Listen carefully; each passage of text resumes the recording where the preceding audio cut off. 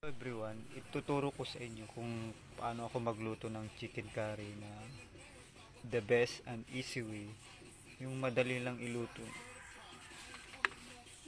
Maglagay tayo ng mantika. Tapos sibuyas, bawang.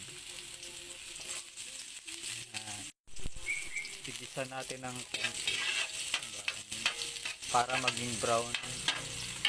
Naging brown na yung sibuyas, bawang. Lagyan natin ng manok. Tigisa natin yung manok. Tigisa natin ng konti. Pagkatapos magisa konti yung manok, ilagay na natin yung curry powder. Sama natin sa paggisa para kumapit yung curry powder sa manok. Pagkatapos halu-haluin ng manok para kumapit yung curry powder para malasa. Pagkatapos lagyan na natin ng asin saka konting bitchin yan. Tapos halu-haluin ulit. Sabay na natin yung carrot saka patatas kasi madaling maluto yung manok, sasabay na siya sa paglambot ng patatas saka carrot. Halu-haluin natin para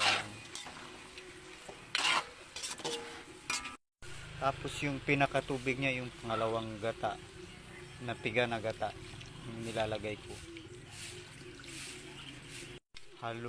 Halu-haluin natin hanggang kumulo siya. Pagkatapos sa atin ilalagay yung unang gata para malasa. Naglalagay din ako ng konting paminta. Tapos yung sili green ang nilalagay ko para mabango.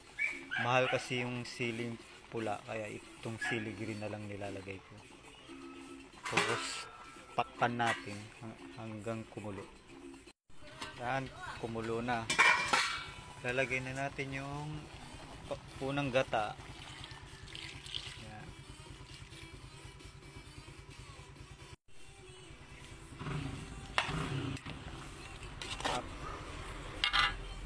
Tapos naglalagay din ako ng konting asukal para mag-balance yung alat.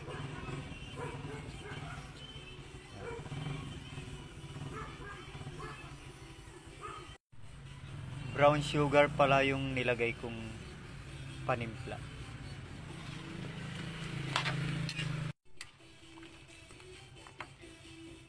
Tikman na natin.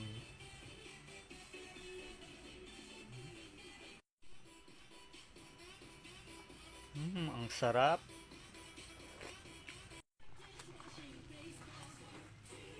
Takpan natin ulit para pag ahon natin, luto na yung manok. Yan, luto na yung chicken curry natin na masarap. Simple. Tips ko pala, naglalagay ako ng konting cornstarch para lumapot siya. Yan, luto na yung chicken curry natin. The best and easy way na pagluluto ng chicken curry. Pwede na nating iahayin o ibenta.